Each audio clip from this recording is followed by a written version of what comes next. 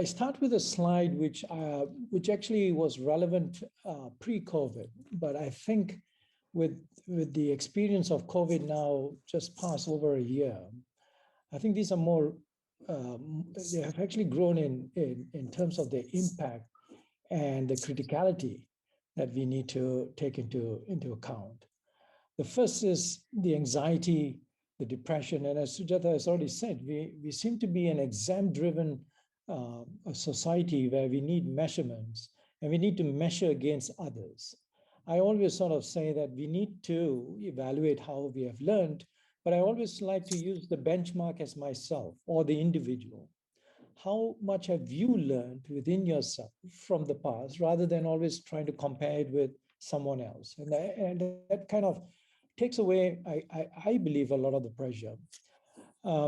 And one of the things that we put this up even before COVID was there was a 2015 study by the WHO, and it was very sobering results where, and this is just for India, but it was very prevalent across the world. And for India itself, it sort of said that between the ages of 13 and 15, 25% of the kids have some form of mental health problem. Now that's our future. Those are our future generation. And when I think back, 13 to 15 years old, I think a kid should be having fun.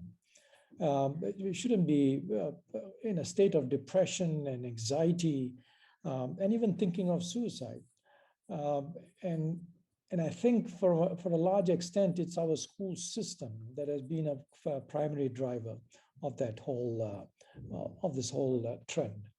The second is the intolerance and violence, and this has really come to surface, especially with the events unfolding in the United States. But I don't think it's just the United States. I think it's all over the world. This whole notion of racism has finally been brought to the fore where we can talk about it openly rather than sort of think that it's it was always the white elephant in the room, wasn't it? It's something that we really felt uncomfortable talking about. But I think with the Black Lives Matter and many of the other initiatives, I think we are really coming to terms and really seeing how, without even understanding or even without thinking that we might have been racial or racist without, subconsciously. And there's this whole growing violence behind it. And as a Gandhi Institute, we think that this is something that we really need to address very quickly. And then the third one is, of course, our wicked problems, such as climate change, migration, biodiversity loss. And these are just going to increase as we as a society do not do anything other than, and I always say, make huge proclamations and sort of announcements on World Environment Day and World Climate Day, and then yet we go back to business as usual. I see a disturbing trend now with COVID. We're kind of coming out and seeing the light. Countries are saying we need to increase our GDP back to 7%, 8% gross domestic product. That means we're back into the same kind of mindset where we're going to start producing, increasing consumerism. We're using the wrong indicators, and for some reason, we don't seem to want to shift away from that indicator. And I'm very happy to see Bhutan here in sense of the the gross happiness index. I'm an economist by training, and I'm always surprised to sort of see countries use the GDP when Simon Kuznets, who actually developed the gross domestic product, warned us not to use this indicator as a measure of welfare or well-being. It is just about economic efficiency. But lo and behold, we are using it as a measurement of human progress. And I think that's a very dangerous trend, and we need to look at for. And the fourth one, and I think COVID is really now pushing quite a bit, is this whole thing about privatization of what I think should be a social good or a public good. The whole, the rise of education, the cost, it's primarily becoming more and more private schools are being set up with this false understanding that you get a better education, and then with a better education, you get better jobs and so forth and so on, and you get into the vicious cycle. So these are, I think, some of the major issues that we need to look at. Now, if I go to the second slide, I've taken too much than what I should have on that first slide. This is our current education system. I don't think I need to go through this. Most of us have gone through this process, rote memorization. The way we teach is about memorization. I remember sitting for my O levels and A level exams, and it was all about memorization. It was not about understanding uh, the beauty of calculus. It was all about memorizing to do first order differential equations without really understanding why am I doing this. And then only much later when I was, and I'm seriously saying much later when I was doing my PhD, when I finally understood the beauty of calculus and what it means on a day-to-day, how I could use it for my day-to-day activities. So, we need to bring the relevance of that right down at the very beginning. The whole thing about one size fits all. I learn differently. I like to do things in a different way, but we have standardized it across all students, fitting, I always say, the 10 to 15%, and the remaining 85%, and I put myself under the 85%, who have to struggle. Um, and have to fit into this box that has been made for not the average. I don't believe it's for the average. I think it is made for a very small group of people, the 15 to 20%. And then, of course, the standard assessments, same thing. We all go and sit for that 3-hour exam after a whole year of studies. I'm not sure whether that's the way to evaluate learning. I think, well, I don't think I have to say I'm not sure. The sciences of learning already have enough evidence to say that this does not measure learning. And I don't still understand why we still continue with these. We still continue with this PISA. We continue with TIMSS. And we have again and again scientists who have worked on this sort of saying it doesn't do what you want it to do. And yet policymakers continue. We need to change. We can't keep saying we need to change and not do anything about it. And so that's where I go to the next slide, please. So what do we need? I go to the next slide. An education for human flourishing. I'm not sure if you realize it, but our education is for human capital. And how do we calculate human capital? The way that economists do, and how it goes into the system of national accounts, and that's where your funding and policy making is made on education. It's based on the literacy level, the numeracy level, the enrollment ratio, and you multiply it by the wages. Can you see how disconnected that whole indicator is? It has nothing to do with the whole notion of flourishing. And flourishing is also a loaded word. And we are running now an assessment, an education assessment, bringing in about over 150 scientists to talk about the state of education and the sciences behind it. And we came up with the definition of flourishing. I would like to sort of repeat that, and you can assess this online. It's the optimal continuing development of human beings' potentials and living well as a human being, which means being engaged in relationships and activities that are meaningful, that is aligned with both our own values as well as humanistic values in a way that is satisfying to them. So you also have agency involved. It's not a top-down dictatorial approach, but agency is important in that. Flourishing is conditional on the contribution of individuals and requires an enabling environment as well. So education, I see, is a great way of how you could achieve this, but you have to design a system, an education for human flourishing, not for human capital. And it's an education that is rooted in kindness. I had the title of this, my traditional title, but I changed it. I thought I won't be so provocative this time. My usual title is Education, Predators to Nurturers, because I always assert that our education system is one of the best predatorial training grounds that we have. We train predators. right from the time we introduce them to a formal education system. Predators, because we want to get over better to the next person. It's all about the race to the top. So it is about nurturers and a new approach based on science and evidence. It's not about anecdotal or what we think it is right for our students. It has to be rooted in the sciences of learning, which we know a lot these days. There's so much of work which has been done by the neuroscientists and the neuroscientists in terms of how the brain works, how working memory is developed, how long-term memory is developed, how do we retain information, how do we pull out information in different situations. We know how all that works. So education should be informed by that and by evidence itself. Next slide, please. So it's about an integrated process. So the rational and the emotional pathways of the brain.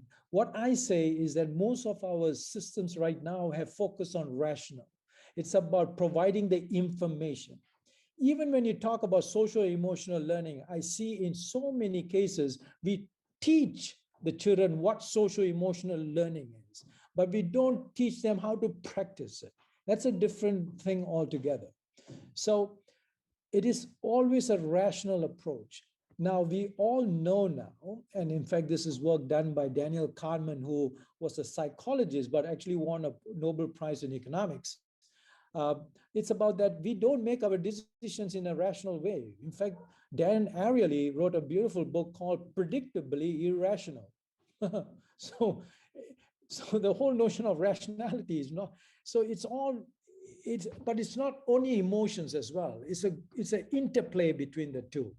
I don't like to say the emotional brain and the rational brain because it is about a network which connects all of them.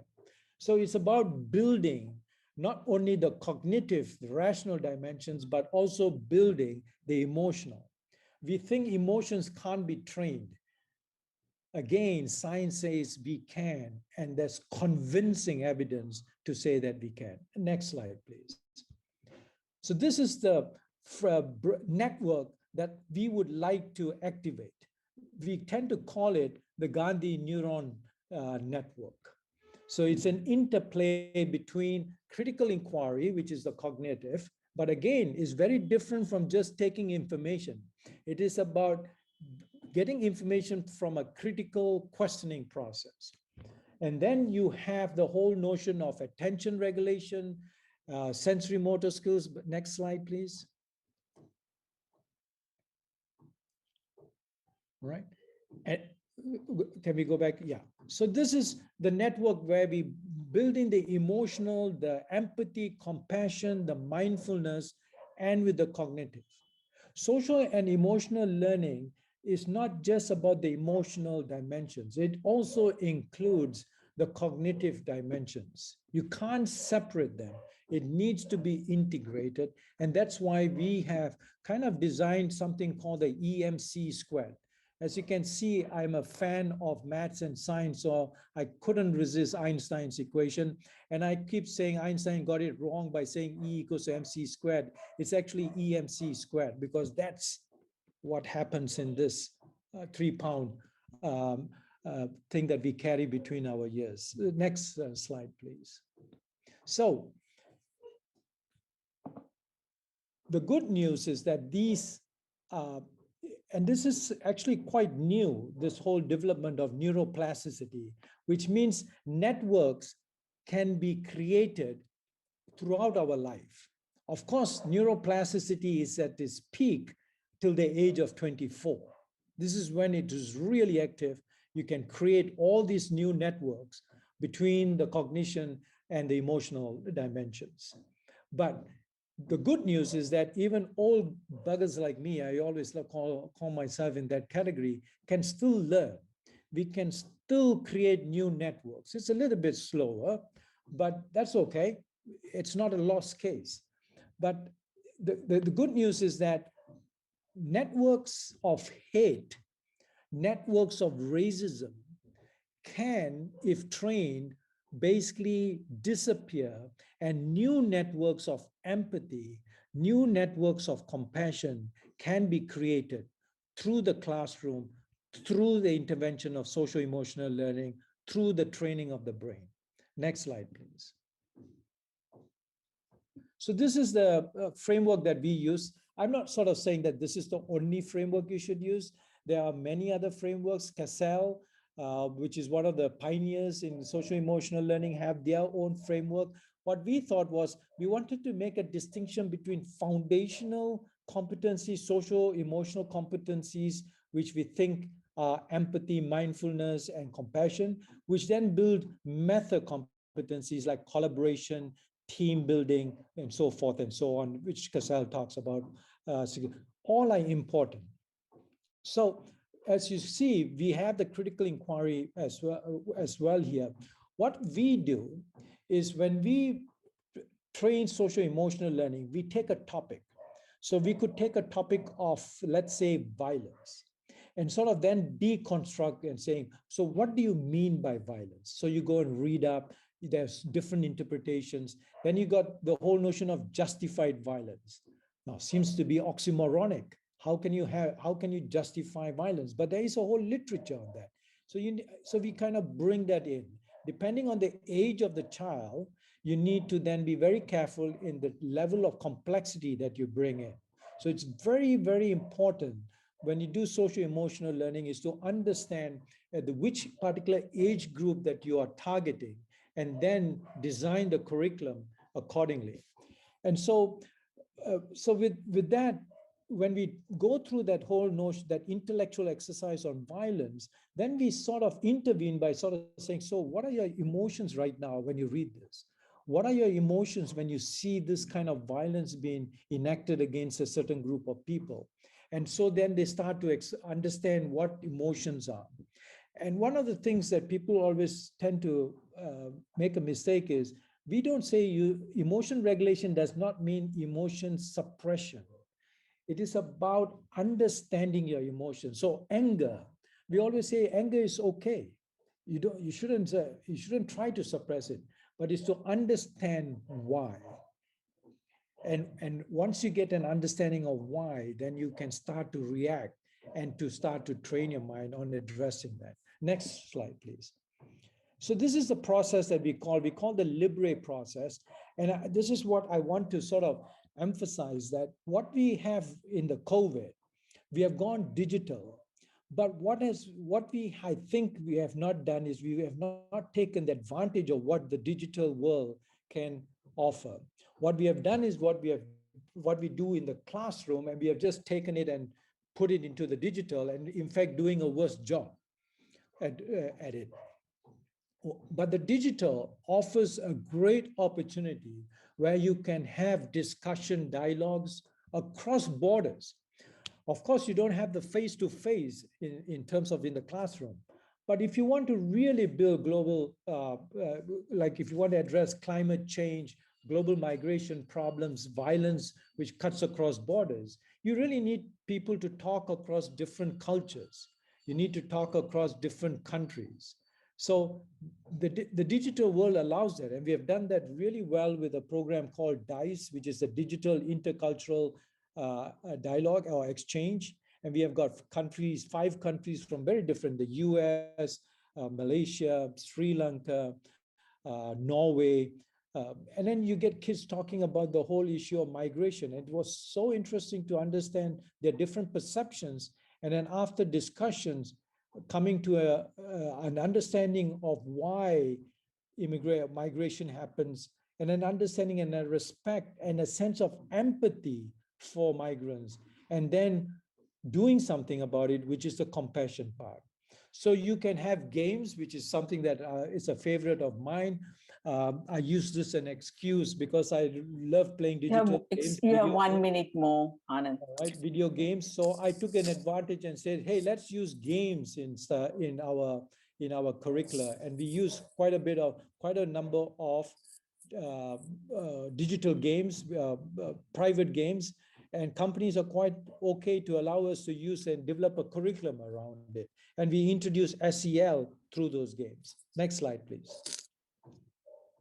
So a call to action. Of course, I'm going to say sign up on our learning platform. It's called framerspace.com. Just go in, check it out. See if you like it. If you don't like it, tell us why. If you like it, also tell us why.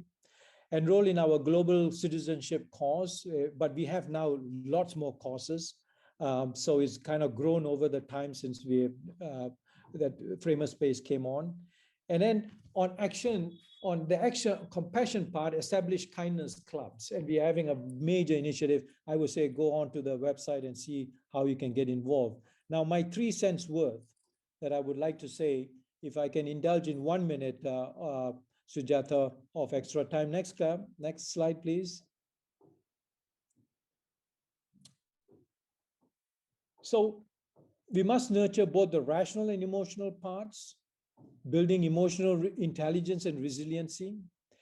Mainstream SEL, don't bring it as a subject alone, but mainstream it across the whole school and the school community. And then acts of kindness, which is the action part, guided and supported in a mindful, empathetic, and critical manner. Thank you very much.